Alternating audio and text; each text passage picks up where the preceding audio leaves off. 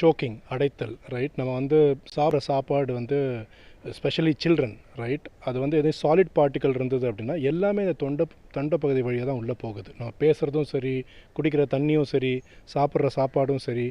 So இங்கே பார்த்தீங்கன்னா மூச்சு குழாயும் சுவாச குழாயும் பக்கத்தில் பக்கத்தில் இருக்கும், ரொம்ப பக்கத்தில் இருக்கும். நீங்கள் லிட்ரலி நீங்கள் டிஃப்ரென்ஷியேட் பண்ணாத அளவுக்கு பக்கத்தில் இருக்கும். அது வந்து ஒரு சின்ன ஒரு டிராஃபிக் கான்ஸ்டபிள் மாதிரி ஒரு சின்ன ஒரு ஆர்கன் ஒன்று இருக்குது, எபிக்ளோட்டஸ்னு பேர். அதுதான் ஒரு டிராஃபிக் கண்ட்ரோல் பண்ணும். உங்களுக்கு வந்து நீங்கள் சாப்பிட்றீங்க அப்படின்னா அது வந்து உங்களோட சாப்பிட்ற குழைய இது ஃபுட் பைப்பை ஓப்பன் பண்ணி வச்சுக்கும்.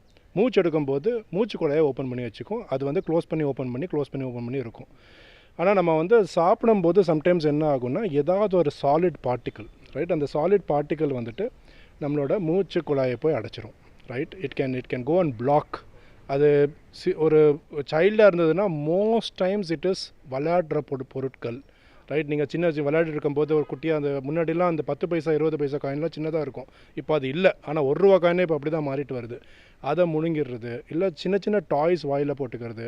இது சின்னவங்களுக்கு மட்டும் தான் வரும் கிடையாது, ஈவன் பெரியவங்களுக்கு கூட. Specially particles like fish bone right, அது போய் எங்கள் தொண்டை பகுதியில் மாட்டிக்கும். ஸோ அப்படி மாட்டிக்கும் போது என்ன ஆகும்னா உங்களுக்கு மூச்சு உள்ளே போகாமல் அதை தடுத்துருது.